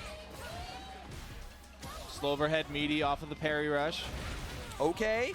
Finding the buffer on the anti-air pinwheel in the back. Green Tea still stuck in the corner, going behind the fireball. Burnt. We're playing for burnout. We get our burnout. We have seen NAJI a couple times, though, do exactly that and activate the stun, which... I'm okay with activating the stun in this context. I think it would have been better if we had a little bit more bar, but I'm pretty on board with that one. Finding the throw now, and NAJI is on set point. So fast. Like, that has been a bread and butter since, the first beta is parry rush into throw. Yeah. But it's still tough to react to because there's so many absolutely. other options. And especially with Jury, who literally travels full screen and then some, it feels like. Oh my god, NAJI is just letting these pinwheels rock. It's one touch, and that is going to be enough to do it into the level 3. NAJI earns the chance for the run back against IDOM in Grands. Big ups to Green Tea for coming through, coming home with that 3rd place. It's too little, too late. You are not the jury of the evening, my friends. NAJI is. I shouldn't say was. No juries left in the bracket. And, IDOM you know, it getting is ready. in the money anyway, right? Yeah. 3rd place is still in the money, which, you know, if you've been Bunch keeps being like, where are we going to eat? I'm about to be like, somewhere that we can get it in the car and eat it in the hotel room. I am so glad you thought to book a room. I couldn't imagine trying to drive home like last time. We almost died. Yeah, it was bad. Speaking of dying, IDOM is in the lead. Wait, no, he's not. I lied. I was reading names, not pictures. Yeah, you shouldn't have done that. I just corrected that. IDOM on the P2 side, NAJI on the P1 side. IDOM, maybe. life about the same now, but we're already 1 medal deep. Versus the 3 Feng Shui engines. Is he hand typing them in or is he just pushing a button? All right, hit grab, level 3 medal. Goodbye, random stranger. All right. Anyway, we IDOM got backing burnout. off. Ooh, you thought that's the same situation that I had called out for somebody else, right? Where it's like, oh, you're chasing me down and I'm in burnout. I'm just gonna hit hold this sweep. slide. Well, I think that was actually Manon's sweep. It's very similar to what we've been seeing out of the the jumping fierce from Jerry, where it's just a giant circle. It's just a full disc. And obviously, as a very leggy character, Manon's going to cover a lot of the screen. Oh, does no, get jumped in. It does feel like Manon struggles for that anti-air at the right above her height. I know she has an anti-air in like H up kicks, but it's like it hits at this really high arc. I feel like that's more for deep jump-ins. We've seen IDOM has consistently struggled if someone jumps like on top of him, and Naji's going to commit the level 3 to close that round out and bring us to a round 3 here for the first game of our grand final set. That one does feel a little tough because the health bar was not very high. But at this many medals, you know that one command throw at where you were kills you. Absolutely. So it's one of those like do or die scenarios, and you just had to. All right. We're at 5 medals now. This is the danger zone. Oh, make that 6? Sucks. Oh, okay. Yeah, that was a good backdash. IDOM believes that Naji is already encouraged to just block after the low threats that were established already. But Naji is like, no, I will happily eat low short, low jab into stuff. Ah, yikers. That'll do it. So what's kind of insane about this is like IDOM can win a first round, stack up medals, and cash in bar, and then once you have bar, like you're gonna have level 3 and 5 medals, and it's like, oh no, low short, low forward in level 3 does a shitload of damage, but so does a level 5 command grab. Of any variety, whether it's like, a hit grab or even just the straight up grab. Like she just scales super well. It's actually insane. You have a scaling fighting game character. What? Oh, so, it was the lock. Yeah. So the DI hit as a block string. Yeah, which is not a very common mechanic, chat. You're not going to see that. At least so far, that's the first time we've seen it all day, honestly. Yeah. But it is something you got to be aware of. Naji's 100% going to DI again. Oh, okay. Oh my God, jump forward. Oh, but the anti-air trade works out in Naji's favor. It gets around. And that is the Street Fighter 6 thing, right? Like, they changed the way jump priority comes into flavor. I don't know. Like, I know overall priority is very different compared to 5. Well, 5 had a priority system where, like, higher strength buttons de facto beat lower strength buttons. Yeah. But and that does not appear to be the case in this game. Yeah, no, that...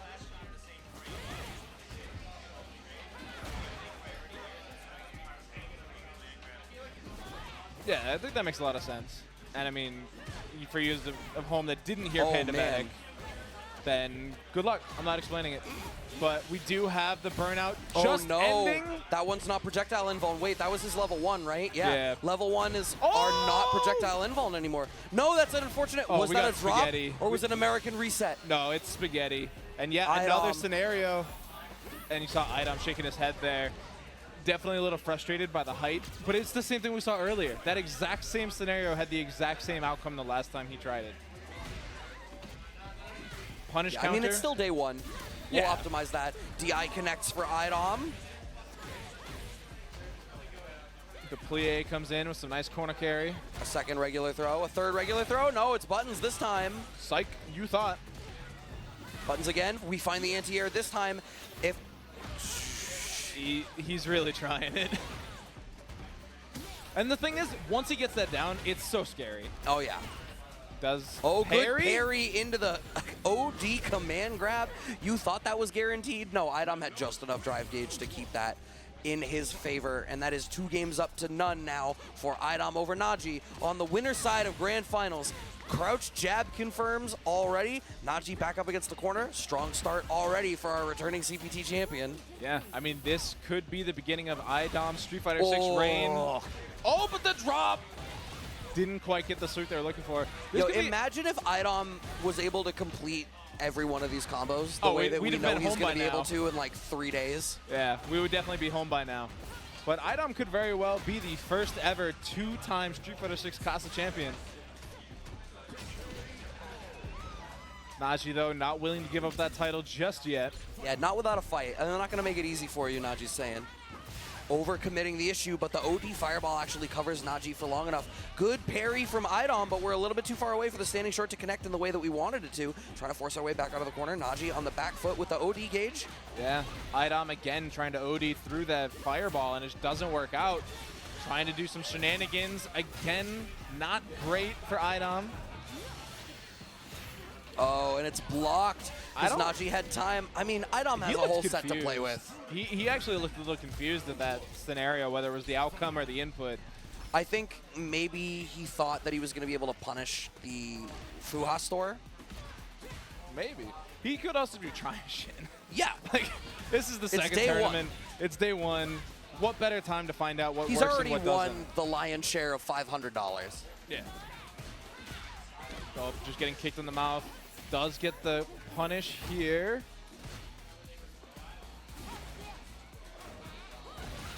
Right, anti-airs out of Naji. I'm having a little bit of difficulty navigating around that grounded fireball when Naji is representing it. Which is the same scenario we actually saw the last matchup against Jerry that IDOM had. Okay. There's so much vacuum. It's ridiculous. There really is. But we do have a life lead now in favor of Naji. The throw's not enough to do it, but the projectiles cover so much range. This is so scary, though. You can see, oh, OD command grab. You're actually dead, right? Yep. That does so much damage. That was only, what, 3 medals? Yeah, that was a 3-medal command grab. Hey, but he spent OD for it. Yeah, I'm not saying it's not going to do damage. But, I mean, that's not even the heavy version, chat. And yeah, wait, you get that off of anti-air? It's a juggle, yeah. Oh, Jesus. Oh, you thought, is that going to be it? IDOM is going to close this out with a perfect, the back-to-back beta band and all access Ivan domination. The 2-time Casabunch Street Fighter 6 champion. He won the matinee, and then he won the late show. That's endurance. Yeah, you know what? I'm tired, but I didn't have to play. Brad's like, I was literally just sitting here talking for 6 hours. Yeah, and I'm tired. But that is just about it, chat. That is a lot of Street Fighter 6. A bunch of it. There's going to be way more, though, because this was literally day one. We're going to be back at it on Wednesday for our ladder show. We're going to do one more. Oh, shill. I thought you said shell. Let him know. We gotta let you guys know about the Street Fighter 6. There's more of it every Wednesday. Shout out to Panda for covering basically the entire thing. What up? For You me. trying to say something? Yeah, yeah. Come on. Get the winner interview on here. Come on. Yo, we got IDOM here. I just want to say Street Fighter V supremacy. We were the hardest working Street Fighter players out there. Street Fighter V supremacy. Let's go, baby. Clip it. I want to see that on the timeline. I want to see Street Fighter 4 players crying. Street Fighter. My God. Oh my Lord. Oh my God. Get him out of here. Get him out of here. All right, so with that, before we go, some parting words just to show some love to the homies that were holding it down, including ourselves. There's the Matcherino, plugging both of them. There are still codes. I think until we pay them out, y'all can still go and claim them. We've gotten through some of them. We could get through more, but thanks to those of you that did come through and show support. If you have the opportunity, if maybe you're labbing and you have another monitor open in between, like while you're switching over, you know, go and claim a code. Throw a quarter in the pot. Now, always, like we've said a couple times now, every Wednesday and Thursday we do have a Casa show. Wednesdays has now become Street Fighter 6 with the retirement of Street Fighter 5, regardless of what IDOM says. And every Thursday we have a rotating menagerie of Guilty Gear games. I believe this week is going to be Exerd? I think it's Exerd. I think it's their turn. It should be Exerd, but I don't know if because we bumped Plus R last week, I don't know if we'll stagger everything by a week or if Plus R can just hold that is a conversation I think we have to have. We'll talk to the landlord. He'll let us know. Yeah, truly, as commentators, we actually don't have any say. Yeah. We are the lowest of the castle. Instead of thinking about that too hard, I'm going to think about the NYC Tekken Monthly over at Brookland, the homie Helst, who's been holding it down on stream production with us so far tonight, as well as Panda Betic. They've been swapping back and forth. Shout out to Panda. He actually let me Panda relax a little bit, which was nice. So big shout out to Panda. He crushed it. But yes, NYC Tekken Monthly number 38 is a Tekken World Tour 2023 dojo event, and that's going to be coming at you on June 10th. That is 1 week from tomorrow, technically. Get those points, chat. Brookland. Yeah, you know you want the points. TWT is crazy competitive. You want all the points you can get. You want to get those Brookland chicken tenders. That's what you want to get. That's also true. Fire. I have not had the opportunity. Really I'll take your word Everything I've for it. eaten at Brookland was OD. Sauces. Yeah, who do you want to raid? I was going to do Nerd Josh. Oh, you trying to talk? Bunch has Want me words. to run through the ads real quick? Okay, Bunch is going to take over for me. I will pass the torch to him. I'll even turn the camera so we can see everybody. So Word. give me a second here. We got to do some live production. It's fine. We pivot. I mean, That's sort of Bunch's thing. He's got to come off and say bye. he's got to get all sappy and mopey. I mean, it's the first time he gets to play I this don't game. know if this camera This is the angle first time was I'm seeing necessary. my bald head from a side profile. Do you regret your decision now? No, actually, it's shaped better than I thought it would be. Did you let Camilla do it, or did you do it? Camilla did it. Like, I was very possible that, like, this area would have come back farther. Like, I was ready for, like, some alien-type beat. Your camera's up there. Wait, who let Bunch push buttons on the sound mixer? That's terrifying. Hey, what's going on, guys? What's up, Brad? Not too much. I am... Beautiful ball. It's so Bald nice. is beautiful. It's so nice that you two are talking again. I was worried for a minute. Why? Why were you He doesn't worried? even remember. What do you mean? Because remember, you weren't In the car? talking. Yeah, and you Yeah, told, because Because he needed space, and I was he respecting sends that. me 3 paragraphs while I'm trying to make everything happen. I respected his space today. I was like, Today. my man is working. Yeah, today. That one time. Yo, you want me to unlearn that lesson? No. That's what I real thought. quick. Talk to the people. I like how that's the threat. How dare you? I will talk to you. Whatever. Don't make me. I just want to give a huge thank you and shout outs to everybody that made today possible. It's so shiny. What? My head? I was talking about Brad's, but yeah. Stop. Yours No, too. it's pale. It's pale. Mine's shiny. This is pale. I want to give a huge shout out, for one, to TSB for literally helping us out, making sure this stuff got off the ground. Can I say shit? That's my channel. It's I can your say whatever. show. I have to do whatever I want. Oh, we got subs today? Yeah, we got a 5 pop. Yeah, we got a 5 gift subs. A $5? All right. Yeah. All right, cool. Thank you, everybody, for tuning in. This is not the last offline event. We already have a date penciled in for July, so be on the lookout for that. Follow me at Bunch Casa, or follow the brand at Casabunch. If you don't want to listen to me Twitter rant, then follow the brand account, and you'll get the information that way.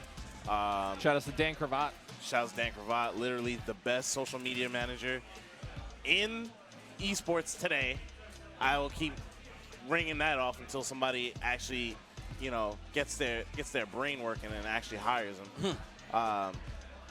Yo, I was looking at the ESPN Twitter the other day, and that shit, yo, I swear to God, I was like, oh, Dan's tweeting on ESPN. That's great. Good for him. He got a job. Yeah, shout outs TSB, shout outs Helst, shout outs NYC Tekken, Doctor, Brad, Dan, Yost, Dom, Dormancy, everybody. Thank you guys for watching. Thank you to all the lurkers. Shout outs to you for not saying anything. Shout outs to all the vocal people in the chat. Shout outs to Capcom. This game is OD. This game is great. I'm about it. I'm here for it. You guys have anything to say? Absolutely not. I want to great. eat and sleep. I will Yeah. see you guys Wednesday. Yep. Yo, June 7th, we'll have our first ladder event. So, yep. We're back to normal shit, guys, until the next time. Until I randomly find $1,000 to throw into the pot again and you care again. Till then, tell Nerd Josh I said what's up. So you hear that, chat? Sub to the Twitch channel so that you can get more events like this. There we are. Yeah. It's that easy. Couldn't be simpler. We literally have a war chest that we just, we have money. At the bottom? All right, like that. I did it like that. Thanks for watching. I don't know if that killed the mics. No, it didn't. Wait, no. Oh, all right. I was still talking to them. Then finish talking to them. You're still hot. That's fine. He's trying to Not raid. anymore. You let Bunch Technology. That was your first mistake.